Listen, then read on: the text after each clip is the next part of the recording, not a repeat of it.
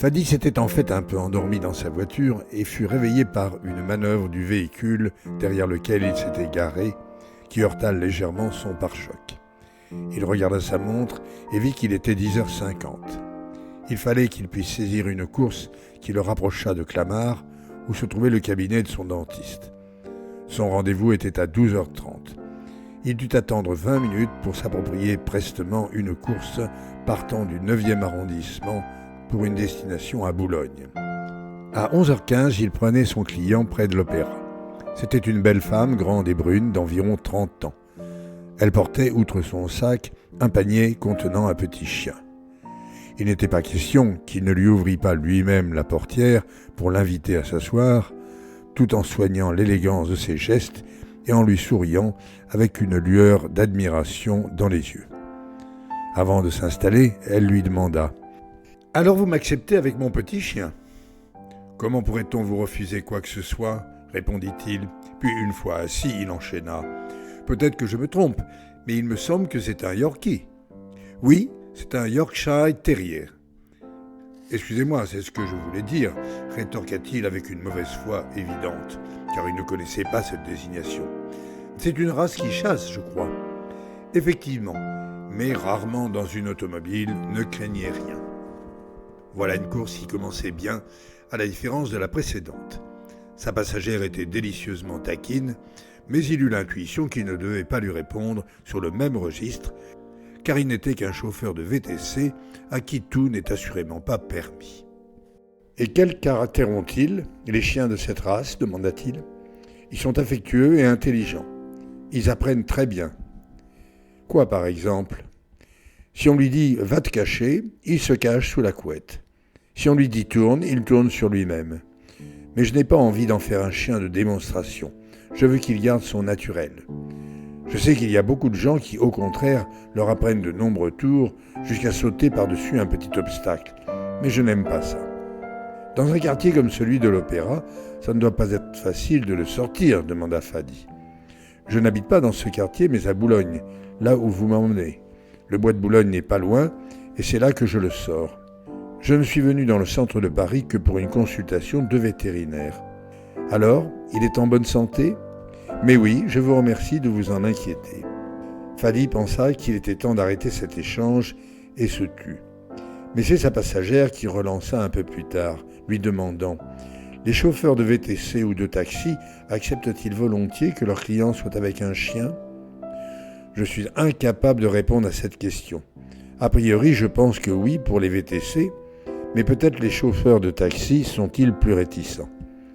D'une façon générale, les jeunes sont plus souples et les VTC ont plus souvent des chauffeurs jeunes que les taxis. Auriez-vous une carte de visite avec vos coordonnées téléphoniques ? Je me déplace assez souvent dans Paris et je ne supporte pas les transports publics, lui demanda la jeune femme. Bien volontiers, lui dit-il en lui tendant sa carte. Pour tout déplacement normal, le client devait confirmer par SMS, car un chauffeur de VTC était tenu de toujours pouvoir justifier un déplacement professionnel par une commande écrite. Naturellement, il était plus avantageux pour lui de traiter une demande de déplacement sans passer par le site auquel il était abonné, car celui-ci le prenait 20% du prix de la course. Mais il fallait alors qu'il retire sa carte de chauffeur de VTC de son pare-brise. Fadi ne donnait sa carte de visite que si on le lui demandait ou si la relation qu'il avait eue avec le passager avait été agréable et susceptible de se renouveler, comme dans le cas de son voyageur pour Rome. Quand il s'arrêta devant le numéro 33 de l'avenue Jean Jaurès, à Boulogne, il descendit rapidement de voiture pour lui ouvrir la portière. Elle avait de jolies jambes, mais ce n'était évidemment pas pour les voir que Fadi avait été si diligent. Il fit un petit geste amical vers le chien, qui lui répondit par un aboiement menaçant. « C'est une séparation un peu décevante », lui demanda-t-elle avec un grand sourire. Fadi préféra ne pas lui répondre, si ce n'est, lui aussi, par un grand sourire. Il est clair que Fadi avait de grandes qualités relationnelles, fort bienvenues pour la profession qu'il avait choisie. Il était naturellement toujours aimable, mais il savait l'être avec la juste connotation adaptée à son client ou aux propos qu'ils échangeaient. Bien sûr, il s'appliquait particulièrement bien lorsqu'il avait affaire à des femmes qu'il jugeait bien plus subtiles que les hommes. Et puis, si la passagère était attirante, c'était comme une brise de séduction qui passait entre eux, sans que, évidemment, il y eût le moindre arrière-pensée de sa part. Il était 11h45. Il n'avait plus le temps pour une autre course. Il décida d'aller au supermarché proche de chez lui à Clamart pour se réapprovisionner quelque peu et passa rapidement chez lui pour y déposer ses achats. Il habitait un studio de 30 mètres carrés dans un immeuble correct, non loin de la forêt de Meudon, mais le coût de la location, 700 € par mois, comprenait une place de parking extérieur. Cet avantage était important pour lui car il ne s'imaginait pas cherchant une place de parking pour la nuit après une journée de travail fatigante, alternant courses et recherches de stationnement toute la journée. Le studio n'était pas mal, avec une seule grande pièce comportant une kitchenette, une salle d'eau avec douche et un WC. Ses voisins du dessus n'étaient pas bruyants, la vue vers l'extérieur était dégagée, bref, il était très content de son logement. Il arriva 5 minutes en retard chez son dentiste, qui lui-même ne le prit que 20 minutes plus tard. Les soins ne furent ni longs ni douloureux.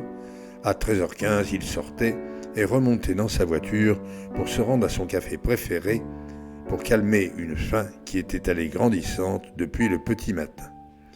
C'était le café Les Fontaines, à la porte de Saint-Cloud. Il était très commode parce qu'on pouvait s'y garer en double et même triple file.